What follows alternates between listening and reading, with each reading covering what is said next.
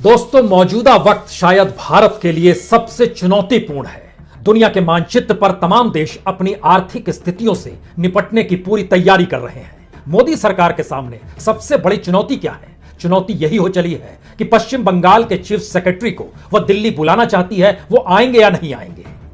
और सरकार दो दो हाथ करने को तैयार है ममता बनर्जी से कि जब प्रधानमंत्री मीटिंग करने पहुंचे तो वो वहां पर क्यों नहीं पहुंची, वक्त निकाल कर क्यों नहीं पहुंची, और जब प्रधानमंत्री है तो मुख्यमंत्री की क्या हैसियत है।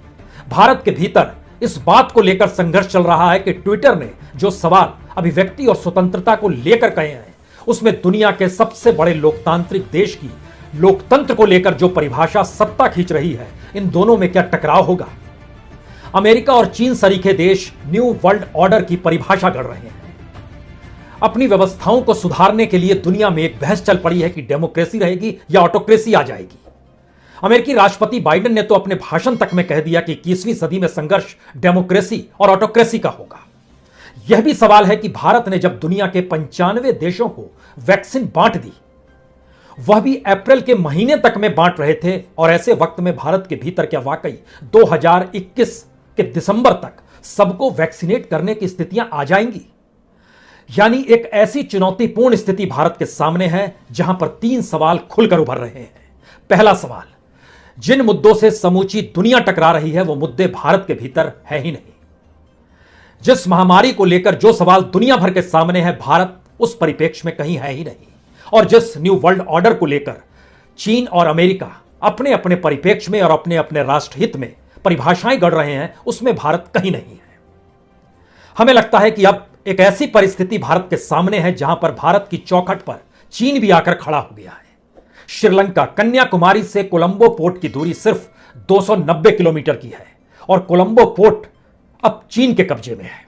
बाकायदा श्रीलंका की संसद ने मुहर लगा दी। वहां पर श्रीलंका की संसद का कानून नहीं चलेगा, उस देश का संविधान नहीं चलेगा, उस देश के भीतर नगर निगम की हैसियत कुछ नहीं बचेगी।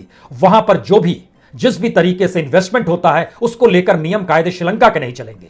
बल्कि कोलंबो पोर्ट को लेकर चीन की जिस कंपनी ने उसको डेवलप करने का बीड़ा उठाया है और $1 बिलियन वहां पर लगा दिया है, अब शायद उसके अनुकूल ही स्थिति होगी। और इतना ही नहीं, उस कोलंबो पोर्ट में जाने के लिए, वहां का सफर करने के लिए आपको हो सकता है बिल्कुल एक नया पासपोर्ट और वीजा की जरूरत पड़े। वह पासपोर्ट चीन के चिन्हित होगा, यानी श्रीलंका के लोगों के लिए भी उस पासपोर्ट की जरूरत वहां के लोगों को पड़ेगी। और वीजा के लिए श्रीलंका से नहीं, वो रास्ता उस कमीशन के जरिए जाएगा जो कमीशन कोलंबो पोर्ट को डेवलप कर रहा है। यानी एक ऐसी परिस्थिति भारत के सामने है जहां पर इस बात का जिक्र समूची दुनिया में हो चला है, और अमेरिकी राष्ट्रपति ने इस बात का जिक्र किया कि 21वीं सदी में डेमोक्रेसी और ऑटोक्रेसी के भीतर एक संघर्ष की परिस्थिति पैदा हो रही है। और ध्यान दीजिए अंतर्राष्ट्रीय मानचित्र पर, चाहे आप ईरान को देखिए, चाहे इजराइल और फिलिस्तीन के टकराव को देखिए, चाहे आप इराक, लीबिया, अफगानिस्तान और अरब वर्ल्ड के भीतर जो उथल पुथल मची है, उसमें अमेरिका कहां खड़ा है, चीन कहां खड़ा है, रशिया कहां खड़ा है, और एक नए तरीके की लॉबी जब पूरी दुनिया में हो रही है, तब उसमें अंतर्राष्ट्रीय तौर पर विदेश नीति और अंतर्राष्ट्रीय आर्थिक नीति, क्या इन दोनों क्षेत्र में भारत की मौजूदा सरकार का योगदान इस देश को लेकर, भारत को लेकर कहीं कुछ है, या फिर इसके ठीक समानांतर एक ऐसी परिस्थिति भारत के भीतर पैदा हो चली है जिसमें बड़ी तादाद में भारतीय ही इस देश को लगातार छोड़ते चले जा रहे हैं। 2020 में कितने लोगों ने भारत छोड़ा यह डाटा तो नहीं आया, और 2021 का डाटा तो साल बीतने के बाद आएगा, लेकिन 2015 से लेकर 2016, 2017, 2018, 2019 सबसे ज्यादा लोगों ने भारत की नागरिकता को छोड़ा और दूसरे देशों में जाकर बस गए। लोकसभा में जो जवाब दिया गया, वो जवाब इसलिए चौंकाने वाला है क्योंकि हर दिन 370 लोग अगर भारत को छोड़ रहे हैं, यहां की नागरिकता को त्याग रहे हैं, तो सोचिए कैसी परिस्थिति होगी। 2015 से 2019 के भीतर 6,76,074 लोगों ने इस देश की नागरिकता को छोड़ा है। 2019 में 1,36,441 लोगों ने छोड़ा है, और 2015 में जो पहला साल हमने जिक्र किया, तब 1,41,656 लोगों ने भारत की नागरिकता को छोड़ा है। इस दौर में भारत के भीतर जो टैक्स पेयर के पैसे से सियासी उपभोग किया जाता है, उसको लेकर लोगों के भीतर बड़ा गुस्सा है कि हेल्थ का इंफ्रास्ट्रक्चर नहीं है, तो जिंदगी जीने के लिए और शायद हायर एजुकेशन के लिए अब क्या भारत को छोड़कर निकल जाएं। जो जानकारी आ रही है, बड़ी तादाद में लोग इंटरनेशनली अलग अलग देशों का वीजा लेने के लिए दरवाजा उन तमाम एजेंसीज के सामने खटखटा रहे हैं, जिसके माध्यम से जैसे ही दुनिया खुले और भारत से आवाजाही शुरू हो, लोग चले जाएंगे। लेकिन महत्वपूर्ण आज उससे कहीं ज्यादा स्थिति है। आज इसी को समझने के लिए चंद बातों पर गौर कीजिएगा। अर्थव्यवस्था और भारत की फॉरेन पॉलिसी कहां टिकती है। जब हम आपसे जिक्र किया कि श्रीलंका की क्या स्थिति है, 20 मई को श्रीलंका की संसद ने बकायदा पोर्ट सिटी यानी इकोनॉमिक बिल पारित किया, एक पोर्ट सिटी कोलंबो को लेकर, और उस पर चूंकि चीन की वित्तीय मदद से ही वो पोर्ट सिटी क्रिएट की गई है, तो राष्ट्रीय कानून जो श्रीलंका के थे वह भी उस इलाके में नहीं चलेंगे। वहां पर भी चीन का ही कानून चलेगा, उसकी कंपनी का कानून चलेगा, क्योंकि यह एक स्पेशल इकोनॉमिक जोन है। यहां पर इन्वेस्टमेंट बोर्ड जो श्रीलंका का है उसका कानून नहीं चलेगा। अर्बन डेवलपमेंट अथॉरिटी जो श्रीलंका की है उसकी नहीं चलेगी। वहां का जो नगर निगम है उसकी नहीं चलेगी। पार्लियामेंट की नहीं चलेगी। और वहां पर जिस कंपनी की चलेगी वो है चाइना हार्बर इंजीनियरिंग कंपनी, जिसने तकरीबन 1.4 अरब डॉलर यानी तकरीबन 10,138 करोड़ के साथ 269 हेक्टेयर भूमि को अपने तरीके से डेवलप करने का बीड़ा उठाया और इस बात को कहा कि 2041 तक जब ये पूरा का पूरा वो डेवलप कर चुके होंगे तो श्रीलंका की जीडीपी में हर बरस 85,453 करोड़ रुपए देंगे। इसका मतलब क्या है? इसका मतलब है कि श्रीलंका की आर्थिक स्थिति अच्छी नहीं है, उसकी वित्तीय स्थिति डामाडोल है। वो दुनिया भर से कर्ज भी मांग रहा है, भारत से भी उसने कर्ज लिया है। और पिछले साल फरवरी में जब राजपक्षे आए थे भारत में, श्रीलंका के राष्ट्राध्यक्ष जब भारत आए थे, तो उन्होंने कहा था अभी हम कर्ज लौटाने की स्थिति में नहीं है, बाद में लौटा देंगे इसको, तो हमें कुछ ढील दे दीजिए। या फिर जो श्रीलंका की करेंसी है और भारत की करेंसी है, इसको कहीं या डॉलर को लेकर आप एक ट्रांजैक्शन को इस रूप में रखिए जिससे हमारी करेंसी भी चल जाए, यानी हमें आपको डॉलर में ना लौटाना पड़े। इस पर कोई फैसला अभी तक हुआ नहीं है। लेकिन जब हम इन बात का जिक्र कर रहे हैं तो यहां फिर समझिए, चीन की जो कंपनी है चाइना हार्बर इंजीनियरिंग कंपनी, यह सब्सिडरी कंपनी है चीन की सरकारी company China communication construction company limited की। और यह तय किया गया है कि दरअसल इस पोर्ट पे जो भी स्थिति होगी वह पूरे तरीके से यहां पर जो एक कमीशन बैठेगी इकोनॉमिक एस्पेक्ट में, इकोनॉमिक कमीशन, उसी के ही नियम कायदे चलेंगे। उसकी नियुक्ति, हालांकि सदस्यों की नियुक्ति जो है राष्ट्रपति जरूर करेंगे, लेकिन चीनी कंपनी की जरूरत के मुताबिक ही वो कमीशन को काम करना होगा, क्योंकि पैसा रिटर्न वही करेगा। इसका मतलब एक ये हुआ कि जो उस पोर्ट का हिस्सा है वहां पर नियंत्रण किसका होगा, क्योंकि वहां पर ना तो श्रीलंकाई के सेंट्रल बैंक की चलेगी, जैसे भारत की आरबीआई है, उसी तरह उसका जो सेंट्रल बैंक है उसकी भी नहीं चलेगी, संसद का नियंत्रण नहीं रहेगा। तो क्या यह माना जाए कि वहां के भीतर कुछ सवाल है श्रीलंका के भीतर में, तब तो यह एक ब्लैक मनी का हब बन जाएगा।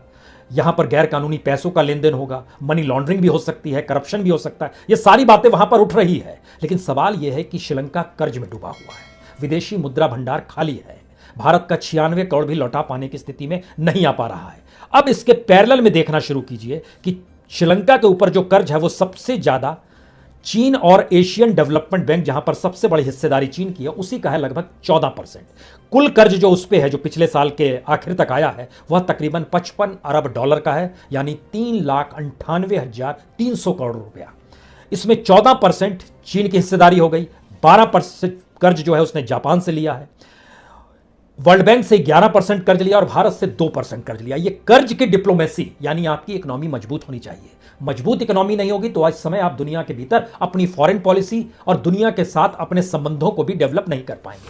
हमने जैसे इस बात का जिक्र किया तो यहां पर 2-3 चीज और समझिए। पाकिस्तान चीन के कर्ज में डूबा हुआ है, मालदीव चीन के कर्ज में डूबा हुआ है, श्रीलंका चीन के कर्ज में डूबा हुआ है, बांग्लादेश चीन के कर्ज में लगातार वो ले रहा है, अभी डूबा नहीं है पूरे तरीके से, लेकिन वह भी कर्ज है उस पर चीन का ही। यानी भारत के चारों तौर की परिस्थिति को देखना शुरू कीजिए। उसके बाद दूसरा सवाल यह आता है कि भारत में इस वक्त शायद एक मजबूत शासक की जरूरत चाहिए।